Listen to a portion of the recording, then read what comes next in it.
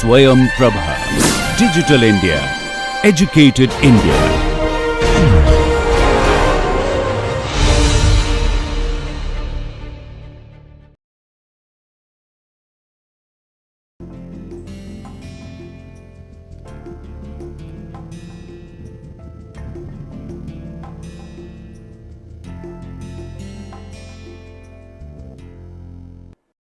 So, in calculating the rate of convective heat transfer processes, what I have indicated that although we have a governing differential equation which requires knowledge of fluid flow, we will not generally solve those equations, particularly when you are trying to address heat transfer between convective heat transfer between solid and liquid or vice versa. And instead what we would like to do is to calculate the heat transfer coefficient, and as I have shown you that the rate of heat flow is given in terms of a heat transfer coefficient and the delta T, in which delta T is the driving force and the corresponding heat flux is Q dot by A H delta T. This is equal to minus K say dt dx. So, this is the flux, this is heat transfer coefficient, differential temperature, thermal conductivity and the temperature gradient. Now, as I have mentioned that in many classical situations, it is possible to solve the flow equation. It is possible to solve the energy equation, that is the thermal energy balance equation. If you solve these two, for example, a classical scenario, flow over a flat plate, at which the plate is heated to a temperature of say constant temperature of T0 and the velocity is moving with U0. Then by solving these equations applicable to this simplified boundary layer flow, one can show that one can calculate the temperature profile. Okay? So, at every point you can maybe calculate the temperature profile, and then based on these temperature profiles you should be able to find out that what is the slope of the line. And once you know the slope of the line, knowing the differential temperature, what is the plate temperature here and the bulk temperature which is T sub B, you know the driving force, you should be able to calculate the heat transfer coefficient. So, heat transfer coefficient will come out to be minus K, say I write it in terms of, you can write in terms of partial or ordinary, does not matter here in this case, okay. The concept does not change, and then you have divided by delta T. So, the driving force is known, wall temperature and the bulk temperature. Bulk temperature is the temperature far away from this solid surface. So, this is the solid surface that I am talking about, the flat plate. Okay. So, the bulk temperature is here, the bulk velocity or the free stream velocity is also here. So, if you know the fluid flow equation, if you know the energy equation applicable to this, we can solve. Once we can solve, we can find out the temperature gradient. So, this quantity will be known from the solution of this set of equations. Having known this, then I can multiply this with the thermal conductivity and I can divide it by the driving force, and then I can obtain that what is the value of H. And in this particular case, we can find out that will come out to be exactly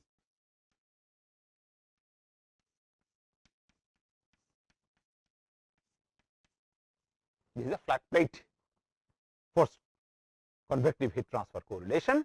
So, this is the heat transfer coefficient, this is the plate average heat transfer coefficient, which is because the slope of the line varies at every location. It is a function of, if this is the x direction, and the slope varies at every location, which means that the value of H also varies. So, this is called the local heat transfer coefficient, and this is called H is the plate average heat transfer coefficient. So, this correlation actually for such simplified scenario can be exactly derived by solving the applicable fluid flow and heat transfer correlation. But as I have mentioned, for complex scenario like those we encounter in steel making, we will not be able to solve these equations and derive this kind of a correlation from exactly. So, what we are going to do, how we are going to have force convective heat transfer correlation is we are going to carry out experiments, and based on that we will determine that what is going to be the correlation. For example, we can anticipate that this is going to be the correlation, okay, or we can say that the correlation could be something like Reynolds to the power x into Prandtl to the power y, because that is what is expected from the theory, that most of the cases for forced convection this is the form of the correlation. If you, of course, it is a spherical geometry, then as I have mentioned we will add 2 preceding to this term, and then the task would be to determine its pre-exponent, to determine the exponents x and y, and in order to determine the correlation and say that this is the explicit form of the correlation, we have no option but to carry out experiments in our laboratory and then provide a specific form of this particular generalized correlation. So, this is, for example, for many metallurgical scenarios, steel making cases, processes, we still do not know that what kind of a correlation exactly is applicable. So, we try to take correlations from the literature and make certain assumptions and try to obtain a first hand estimate of the heat transfer coefficient, which may not truly be applicable. And also one more important thing is that this sort of a correlations which are developed for flow of air over a flat plate, okay, but in the case of steel making we require correlations which would be applicable to molten steel flows, and as you all know, molten steel have largely different Prandtl number than with respect to the normal common fluid like air, water, etc. So, the characteristics of the boundary layer are going to be different, because Prandtl number is a ratio of momentum diffusivity to thermal diffusivity. So, the characteristic of the boundary layer is a function of Prandtl number, and we will anticipate that the characteristics of the boundary layer in molten steel system and air water systems, okay, in which the flowing fluid is air or water, is going to be somewhat different. So, there is some element of uncertainty when we apply this kind of a correlation in a straightforward fashion to steel making systems. So, I think enough is said about convection. We would now move on to the last mechanism of heat transfer, which is the radiation or the radiative heat transfer.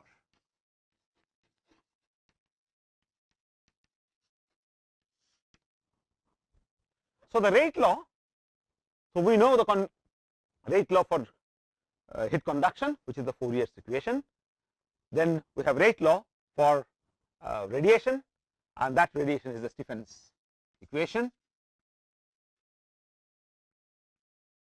or the Stephen's law, and it says that the heat flux or the rate of radiation heat flow is equal to sigma epsilon, and then we have sigma epsilon. This is, if this is rate of heat flow, then I will say that this is area into theta raised to. So, theta here represents the temperature, but this temperature is in the absolute scale. Epsilon is the emissivity of the surface under consideration, or absorptivity, which is equal. A is the area, and then sigma is the Stephen-Boltzmann constant. As I have mentioned that radiation does not require a material medium.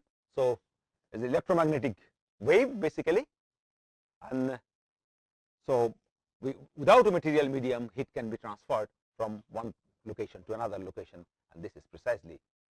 Now, if you are talking about radiation exchange between two objects, in that case we would say that, well, Q12 is going to be whatever heat one is radiating, an object is radiating, and it is going to be receiving also some heat from the surrounding. So, we can say that this is going to be equal to sigma E epsilon, and then theta 1 to the power 4 minus theta 2 to the power 4. We must understand that while convective heat flux and conduction heat fluxes are proportional to temperature, the radiation heat fluxes are proportional to temperature raised to the power 4. Now, this essentially tells us that as the temperature increases, the contribution of radiation is going to be extremely large. You imagine for example, solidified slab, which is at a very high temperature, maybe surface temperature is about 1100 degrees, 1000 degrees centigrade, and then you just keep it outside, and on a normal day you have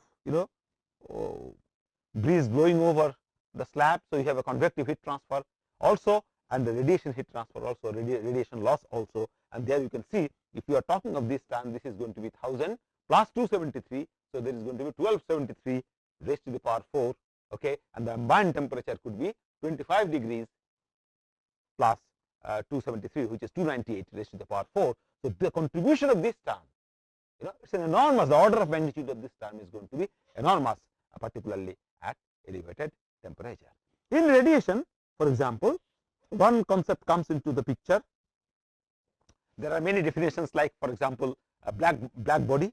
You know what is a black body, what is a gray body, etc. You know the Kirchhoff's law in radiation, and also reciprocity theorems. There are many such theories which one has to know in order to do the radiation calculation, radiative heat transfer calculations. Well, but one important concept which comes to my mind is called the radiation view factor. Radiation view factor, which is very important in calculation.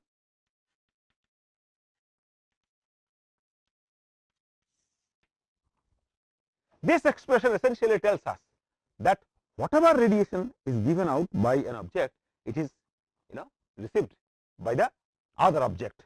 So one is receiving the entire radiation which is given out by 2, and therefore we have written the net radiative heat exchange between the two objects 1 and 2 in this particular form. But it may be the case that all the energy emitted by an object is not intercepted by the other object. So for example, if you imagine that this board is an object, and I am an object, so I may be radiating energy in all directions, and this particular board is going to be only getting the radiation which is going out from this particular surface. This radiation is going to be intercepted maybe by the wall at the other end. So a part of the radiation therefore is going to be utilized, will be received by this, and this brings us to a point where the view factor is to be determined. For example, if you consider me that this room is one object, or I'm there standing in the room, or you imagine that a furnace is there, and in that furnace I have a solid ingot is placed, then the furnace is radiating energy, okay, in proportion to its absolute temperature raised to the power 4, but all these radiations are going to be intercepted by the solid object. So therefore in this case we can say that the radiation view factor is going to be equal to 1. On the other hand, the scenario just now I have said that I am standing here, the board is behind me, so therefore the radiation view factor between the board and me is certainly not is equal to 1, it is going to be less than is equal to 1, and therefore in this particular case we have to introduce the radiation view factor in order F12, and the reciprocity theorem says that F12 is equal to F21 and so on. So I don't wish to discuss radiation beyond this particular point, but as I said, it is very important in high temperature processes, particularly in calculating heat losses, etc. Conduction, convection and radiation are very important when you would like to address heat losses, when you would like to address melting rates of solids and so on. We will see that I discussed deliberately the heat transfer in a little bit more exhaustively, because the flow of heat and mass are very identical, particularly if you are talking of diffusive transport of material or mass diffusion, or if you are talking of convective transport of mass, you will find that there is one-to-one similarity between heat transfer and mass transfer, because we are talking about a subject of scalar transport. In this particular case, energy is a scalar quantity, okay, mass is a scalar quantity, so there is one-to-one similarity between the two. So let us now talk about the relevance of mass transfer, and once we have adequate knowledge of thermodynamics, fluid flow, heat transfer and mass transfer, we can now calculate the rate of metallurgical processes, and there we go, we will move on to the metallurgical kinetics, and that will be interesting, and we will see how the concepts of fluid flow, heat transfer and mass transfer are applied in order to calculate the rate of the metallurgical processes or steel making processes. Now mass transfer is also extremely important in our case, because we are talking about processing operations, we are talking about transfer operations where there are interactions among phases there are interactions between metal and refractory, there are interactions between metal and slag, and these interactions precipitate into mass transport. And the driving force for mass transport is actually concentration gradient. More accurately, it is the chemical potential gradient that gives rise to mass transfer. And in many situations, if you're, for example, if I talk about steel making, you have a casting, and then in the casting you have a lot of segregation, sand casting, lot of segregation, which you know as a coring, and then you take the sand casting to a heat treatment furnace, and after some time you get a homogeneous structure, because what happens, whatever has been segregated, now there are regions of higher concentration and regions of lower concentration. So under the influence of heat, you are trying to diminish that concentration gradient, and thereby you are causing material to move from a region of higher concentration to a region of lower concentration. You will be talking about mass transport between in desulfurization, where you are concerned about transferring sulfur from metal to the slag. You would be talking about mass transport when you are doing tank degassing or vacuum degassing operation. How? Because you have dissolved gases in the melt, and now you want to try to drive that dissolved gases into the ambient atmosphere. So it is a transport of dissolved gases like nitrogen, hydrogen, etc. from the melt into the ambient. So we are talking about mass transport. So I can go on and on. Okay, mass transfer is a basic characteristics, and beyond mass transfer also we will see that there are chemical reactions involved, and I will completely isolate mass transfer from chemical reaction. Please do not confuse between chemical reaction and mass transport. Chemical reaction means the combination, making of bonds and breaking of bonds. These are the essential features of chemical reaction, but mass transport precedes chemical reaction. First the material has to come to a place, the reactants has to come to a place, and then the two reactants can collide with each other. Okay, then the new bonds can form or bonds can be broken. So mass transfer basically precedes chemical reaction. Mass transfer also follows chemical reaction when the products have to be removed from the site of the reaction. Now the phenomenological law of mass diffusion. So again we have diffusion as the mass transport mechanism and convection. There is one-to-one similarity between diffusion and mass diffusion and heat conduction. So we had Fourier's law in heat conduction. For diffusive mass transport, we have what is known as the Fick's law.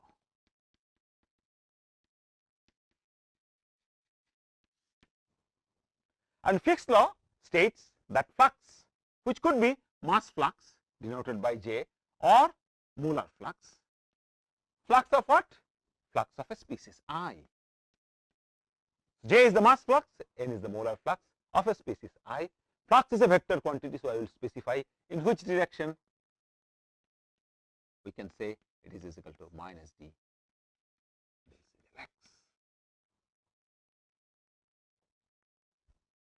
And the net rate of transport, we can say, so the flux typically is denoted by this. So I would say that J I x, which is the net rate of transport, or so C could be mass concentration or molar concentration. You can say that it is either this or minus d.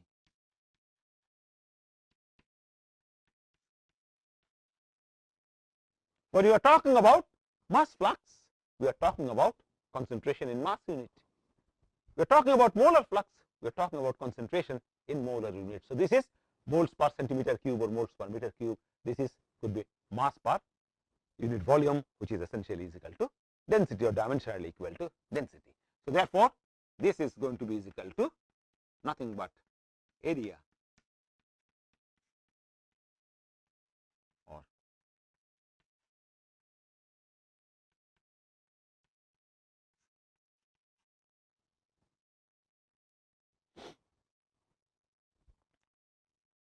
Fick's law.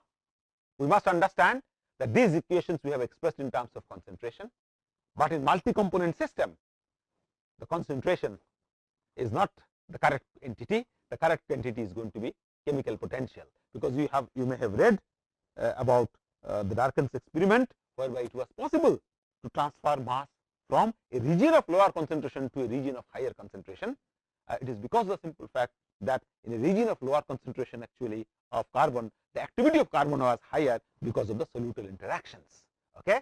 So, superficially you see that mass is moving from a region of lower concentration to lower weight percentage value to higher weight percentage value, but in terms of activity or chemical potential, the lower concentration actually means or lower concentration actually is a higher activity or higher chemical potential, and that is how the driving force, more accurately speaking, is not the mass concentration or mole concentration, but we will have to have chemical potential or activity. But while we are talking about only single component, for example, one single component which is diffusing, in that case the concentration, the activity and concentration are synonymous, so there is no issue on that particular. Now, this equation, this is the diffusion coefficient, and again this is like thermal conductivity.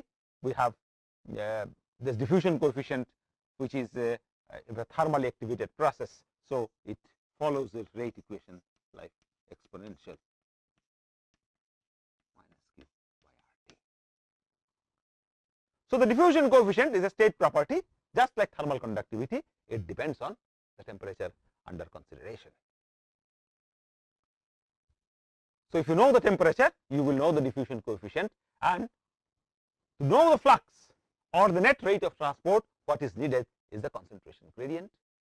On a thumb rule, we will say that material moves from a region of higher concentration to a region of lower concentration. There is one-to-one similarity between D and K. So, this is the molecular transport mechanism. Okay. So, therefore, this is the only mechanism of mass transport within solid, but just like the way I said that in liquids, both conduction and convection are going to be operated, okay, convective heat transfer or conductive heat transfer. So, in liquid we will also see that material diffusion is there as well as convection is also there.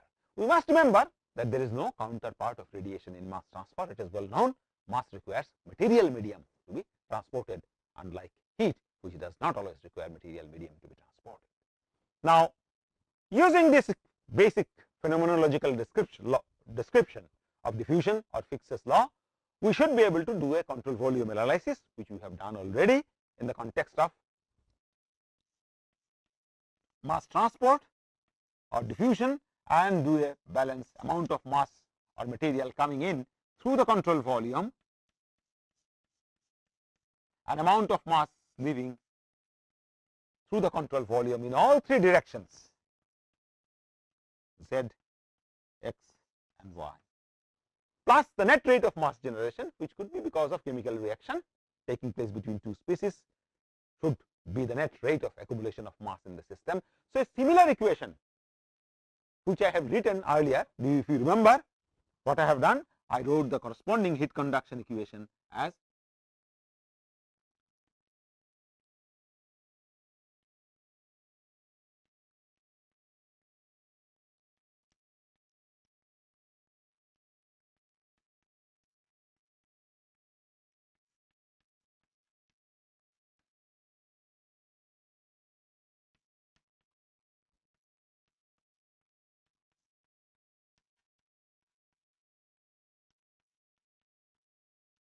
so that is the expression which I wrote in the previous lecture.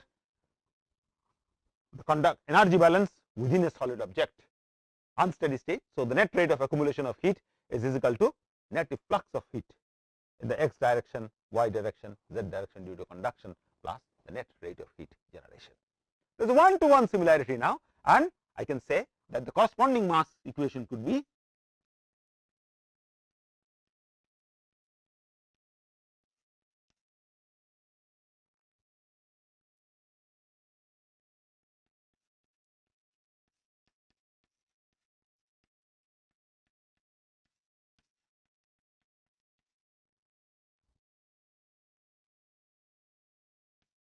so there is, as we see, one-to-one similarity between diffusion and heat conduction, mass diffusion and heat conduction. See, replace K by D, replace T by C, I, C sub I, and you get the same equation as. Note that if I take K divided by rho Cp, that becomes the thermal diffusivity, which is synonymous to mass diffusivity. Both of these have unit as meter square per second. So, if you can write one equation, you should be able to write other equation, and also the simplified form of this, just like the way yesterday I have shown that, well, we can say that this is equal to 0 for constant thermal conductivity under steady state condition with no heat source term. The equation boils down to this: divergence square T is equal to 0. Similarly, this equation will also for unsteady state, for steady state case, that means this derivative is 0. Okay, no mass source term and constant diffusion coefficient.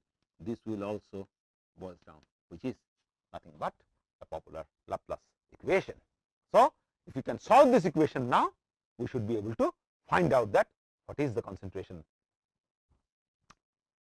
gradient, what is the concentration field, and having known the concentration gradient, we should be able to find out the fluxes, or we should be able to find out the net rate of transport by multiplying the former with the area, relevant area through which mass diffusion is taking place.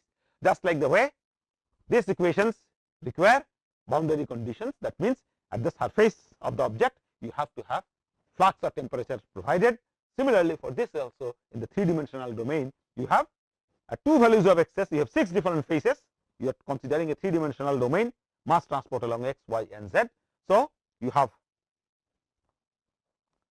domains, x is equal to 0 and x is equal to L, y is equal to 0 and y is equal to say B, and z is equal to 0 and z is equal to H. So, there are 6 bounding surfaces, and all these bounding surfaces you have to specify that what is the value of Ci in terms of either its absolute value or in terms of fluxes.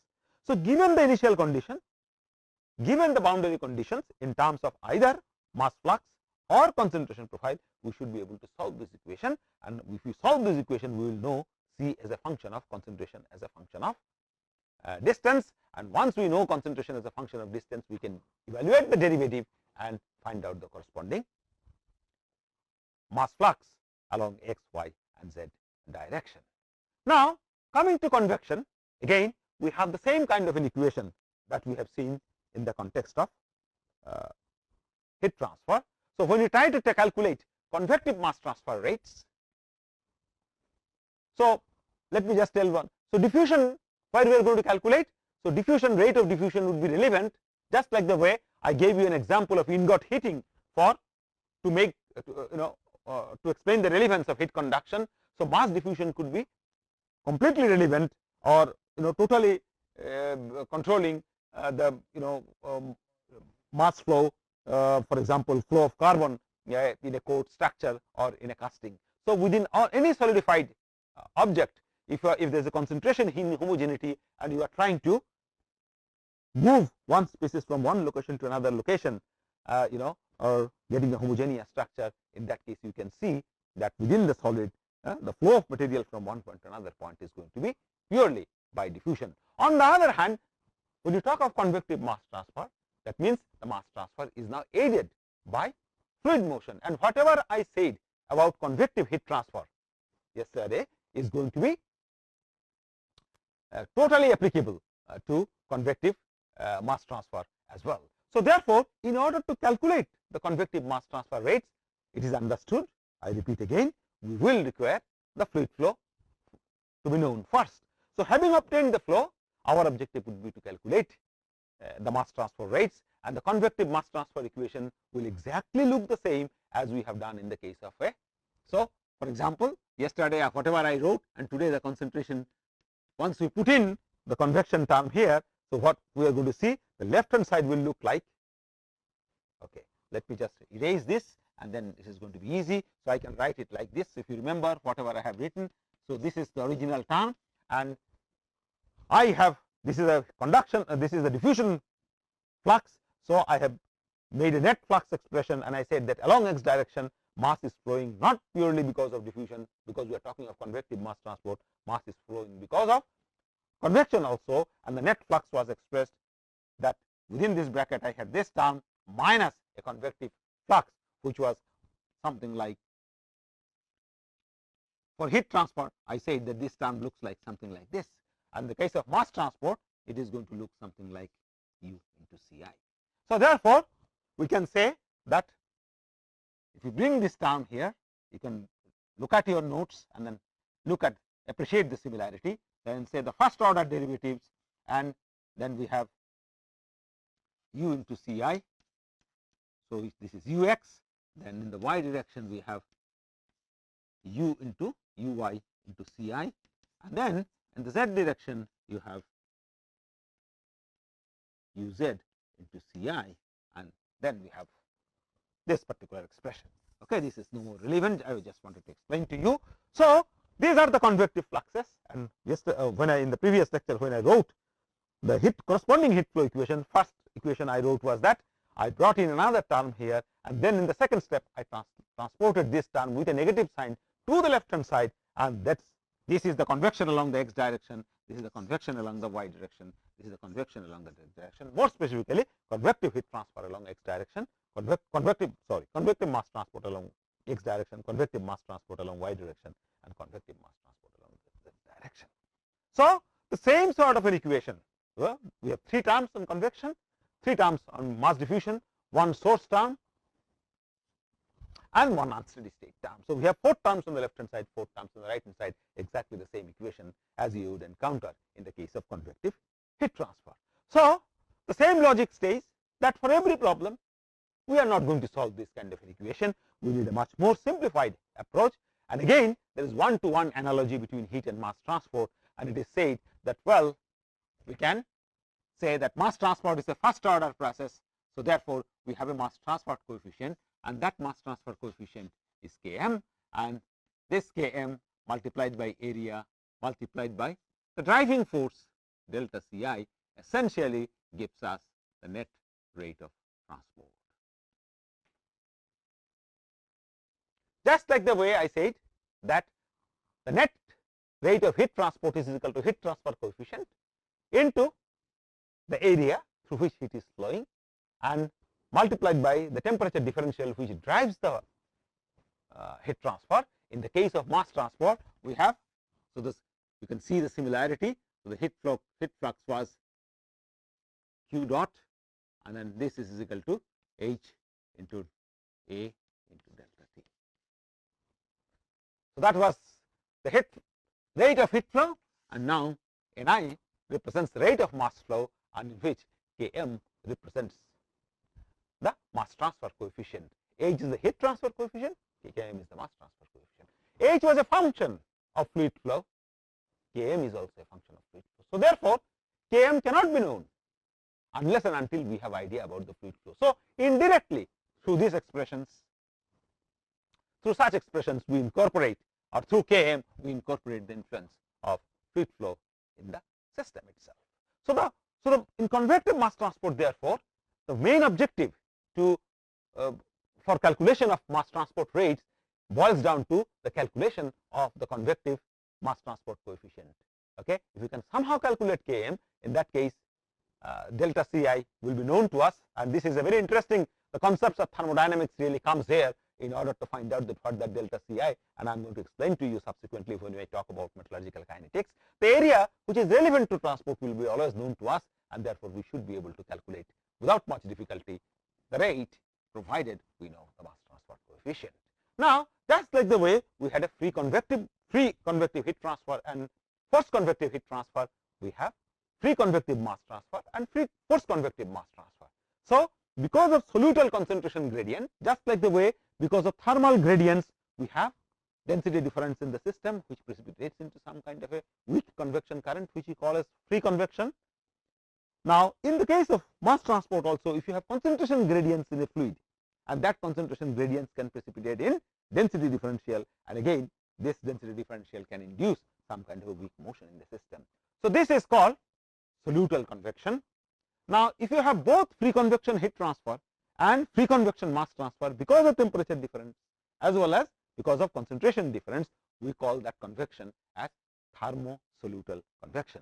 For example, the continuous casting, if you go towards the lower part of the bloom or the billet, where there is virtually no stirring effect felt of the material coming through ACN, there whatever flow you are going to see, weak flow, that would be basically due to your thermosolutal convection, because there is going to be temperature differential in the fluid as well as concentration difference in the system. So, if we have forced convection heat transfer, so here we had forced Nusselt's number as a function of Reynolds number and Prandtl number for forced convection, and Nusselt's number is equal to function of Grashoff's number and Prandtl number in the case of free convection. Similarly, we have in the case of mass transport, we have in place of Nusselt's number what is called as Sherwood's number, a function of Reynolds number and Schmidt number, and Sherwood's number as a function of Grashoff's number and Schmidt number. This is called often the that material Grashoff's number, and this is a thermal Grashoff's number. So, there is some difference between the two. So, it boils down to in convective mass transport that we have to have a correlation, and based on that correlation we should be able to calculate the corresponding Sherwood's number, because we assume that the flow will be known to us, and once we know the flow, we know the Reynolds number, and once we know the Reynolds number, Schmidt number is equivalent to Prandtl number. Only thing is, in Prandtl number you have thermal diffusivity, in Schmidt number you have mass diffusivity. So, if you know Reynolds number, that Schmidt number is known.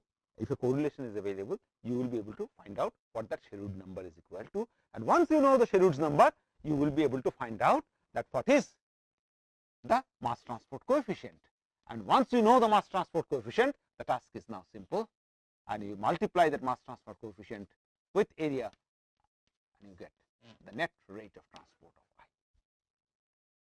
This now needs to be explained a little bit, that how do we obtain the differential concentration which is driving the mass transport in the system.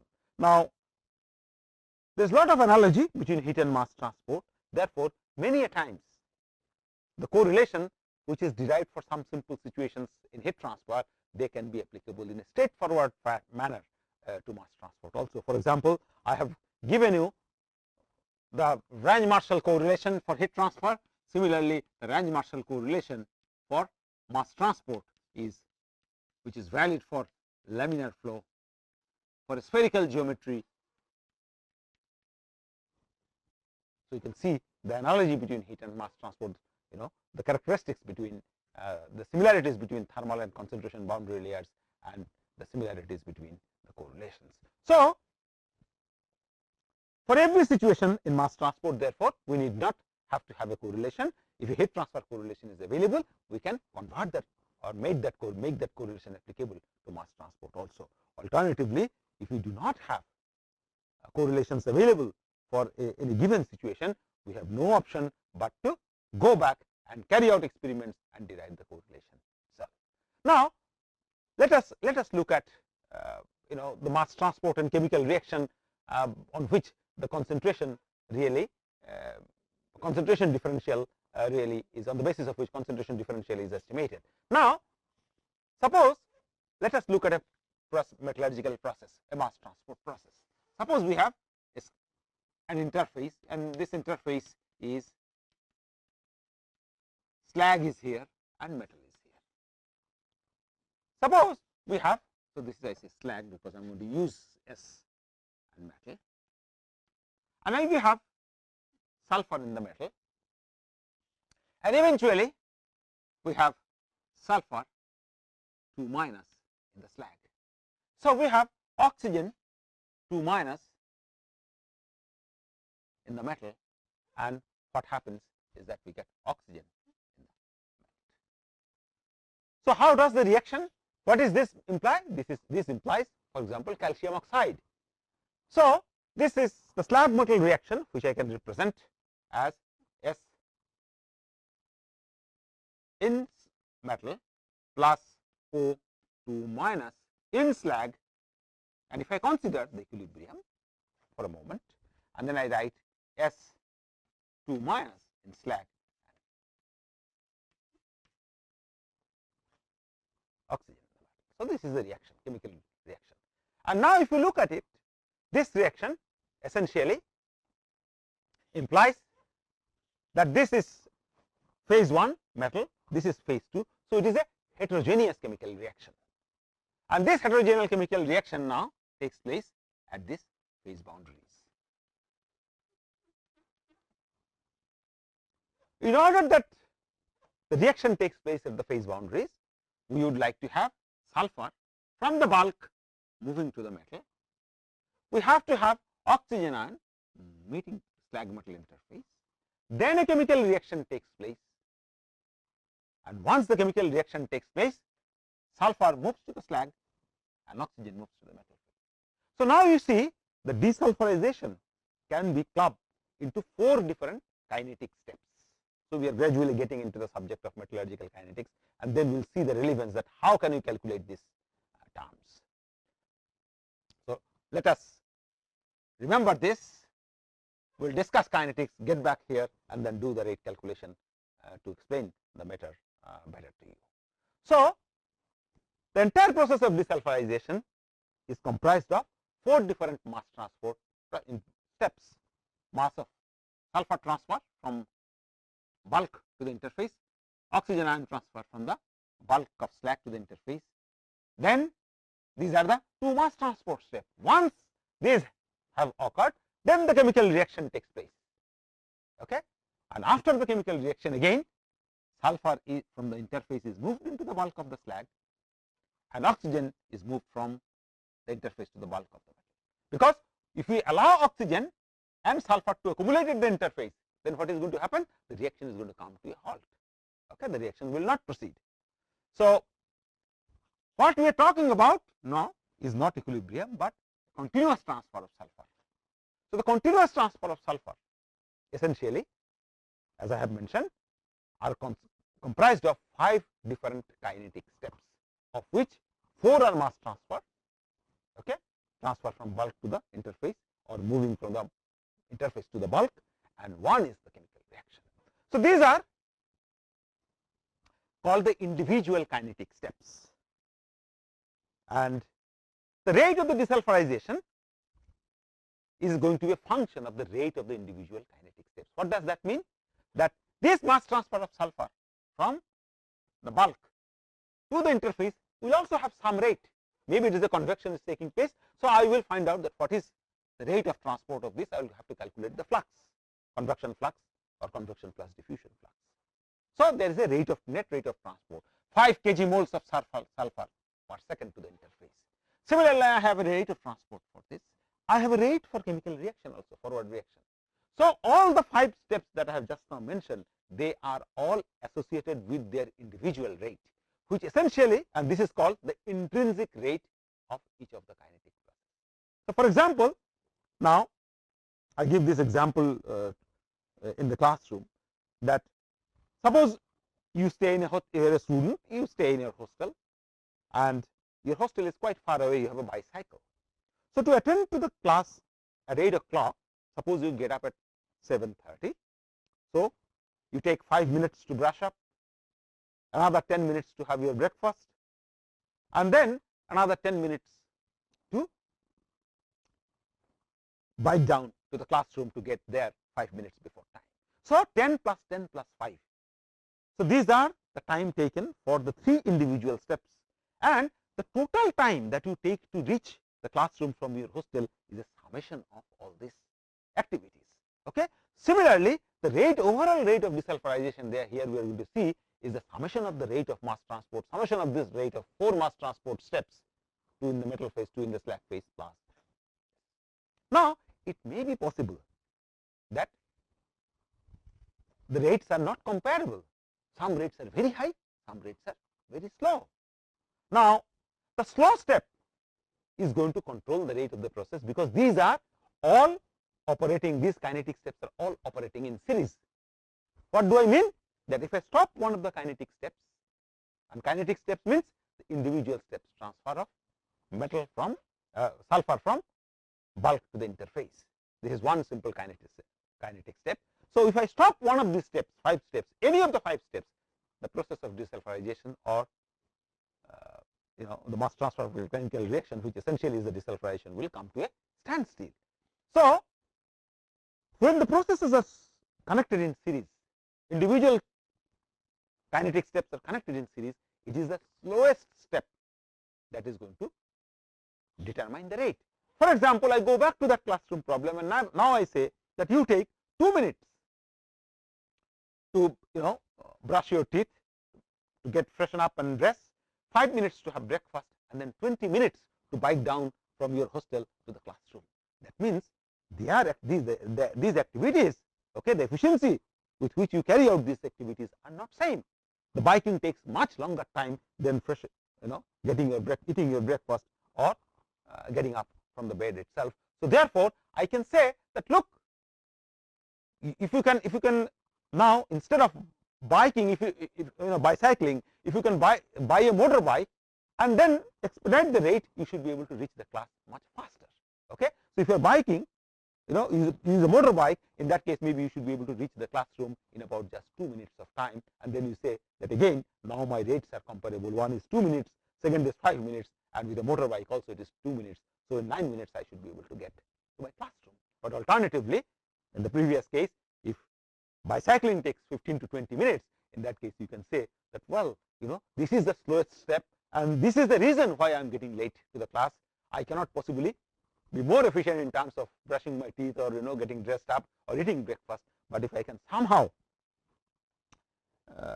expedite my travel time from the hostel to the classroom, maybe I should be able to reach the class in time. So therefore, when the steps are connected in series, the slowest step determines the rate, and in metallurgical kinetics, often we are concerned with determining the slow kinetic step. Now, it is not necessarily that the rate of a process is going to be controlled by one single kinetic step. So if I can identify per se that out of these 5 steps only one is rate limiting, this could be either a mass transfer step or a chemical reaction step.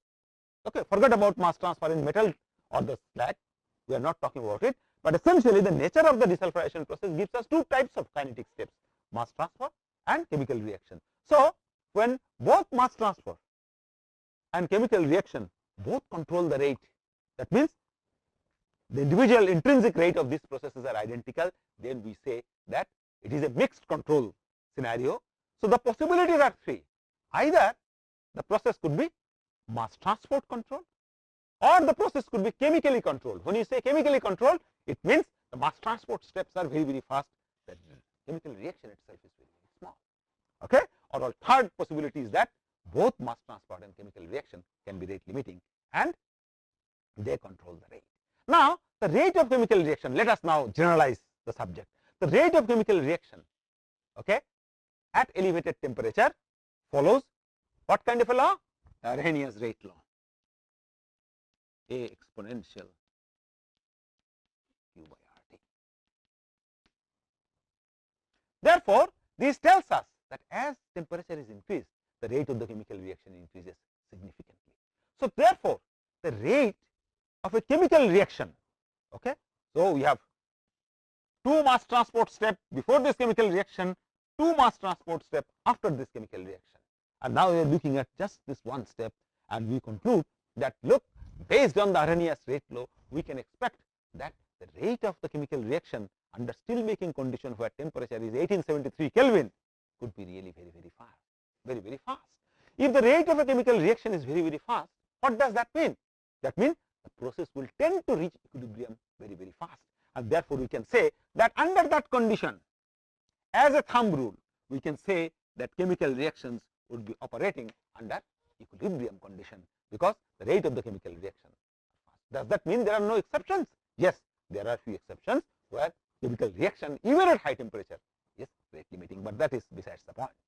So now we have, so if the moment we say that chemical reaction is rate limiting, and then we have 4 different mass transfer steps, and out of that, if I say that, look, I do some analysis, there are kinetic analysis based on which I can say that, well, it is not the mass transport in the metal phase which is important, it is mass transport in the slag phase that is much more important. So all the mass transport, I can say that everywhere there is no mass transport here. The moment I say that mass transport in the metal phase is not rate limiting, it is very, very fast. What does that mean? If the mass transport is very, very fast, there is no concentration gradient of sulfur in the metal itself. There is no concentration gradient of oxygen in the metal itself, because mass transfer is very, very fast. Okay, that means everything is very well mixed. So whatever is coming into the metal, it is immediately getting mixed. So therefore, we have a homogeneous concentration here. Okay, so the moment we make these assumptions, we can make certain idealizations, and then we can say that the interface concentration is equal to the bulk concentration, or the bulk concentration is the. Let us quickly look at this scenario. For example, now heat transfer. For example, I have a solid surface. This is it at a temperature of T sub 0, and this is a fluid flowing T sub B. Okay, we know that ahead of a solid liquid interface, so the fluid is flowing like this, we have a thermal boundary layer like this. This is called TBL, briefly, or thermal boundary layer. So this is temperature is equal to T0, and then the thickness of the boundary layer basically is defined as where the temperature becomes almost equal to 99% of the bulk temperature. Now basically what we see, that heat is being transferred from the bulk to the solid surface, and I can now split it into two parts. One is, this is the boundary layer. This is not boundary layer, this is the thermal boundary layer. Thermal boundary layer, and this is T versus X plot.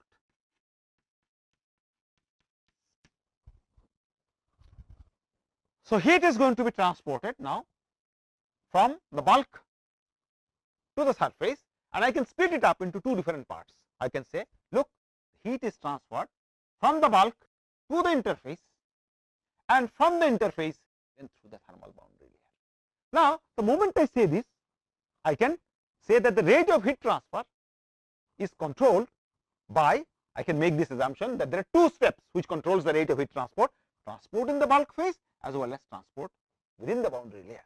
It is true also for mass. Same example I could have given in the context of solid liquid mass transport also. And now if I say that, look, I will make an idealization, not two steps control the rate, I will say that the rate is controlled by mass transport within the boundary layer, because the boundary layer gives the largest resistance. The velocity is very small here, velocity is very large here. So then it boils down to saying that heat transfer from here to the edge of the boundary layer is almost instantaneous. It boils down to that there is no temperature gradient, and that is why we always take, if you remember that when you determine the rate of the process, you may have calculated that temperature far away from the interface. What is that? That is the bulk temperature, and the driving force for temperature is the surface temperature, and the temperature which is far away from the solid surface. This temperature is far away, but this temperature actually prevails up to the edge of the boundary layer, because of the simple fact that we have made an assumption that the transport of heat within the bulk is instantaneous, and that there is no concentration, there is no temperature gradient. The largest gradient really occurs within the boundary layer itself. So the actual curve is then idealized in this particular fashion, and we see that between the edge of the boundary layer and the bulk there is no drop, and that is how we determine the temperature also. Now we are going to see that how this concept boils down to in the case of a mass transfer. Now suppose I have a solid here which is dissolving into liquid. So instead of T0, now I say that, look, there is C here, concentration, and this C solid gets into, C is in the solid, and this solid gets into C into liquid. Or I can say this dissolves. There is a fluid which is flowing past the solid surface. This is the solid surface, and there is a fluid which is flowing past the solid surface. So C from the solid is continuously getting dissolved into the fluid. This is the reaction, C in the solid phase getting to C. And what does this reaction is taking place? This reaction is taking place at the edge of the solid, or the interface, solid liquid interface, which is this particular line. It is here that this chemical reaction is taking place. So the overall rate of the dissolution of this plate, or overall rate of C transport to the liquid, will be, first the chemical reaction has to take place, and then the fluid has to remove that. okay, and that is going to be distributed in the bulk itself. So I can say that, well, this is the solid, and similarly I can have a concentration layer, concentration boundary layer developing. So this is the CBL concentration boundary layer, this is the distance x, and this is the concentration.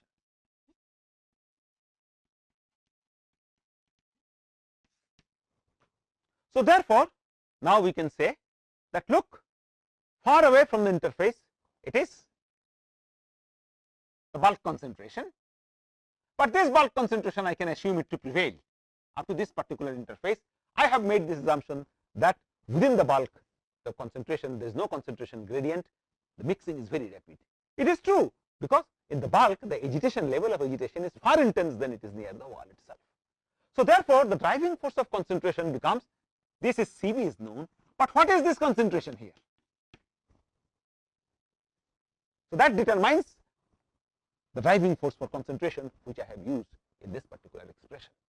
Now I will assume that the rate of dissolution, the rate of solid from the solid going into the liquid depends on the rate of mass transport, depends on the rate of this chemical reaction, plus the transport of the species from the boundary through the boundary layer, plus the transport from the boundary layer to the bulk.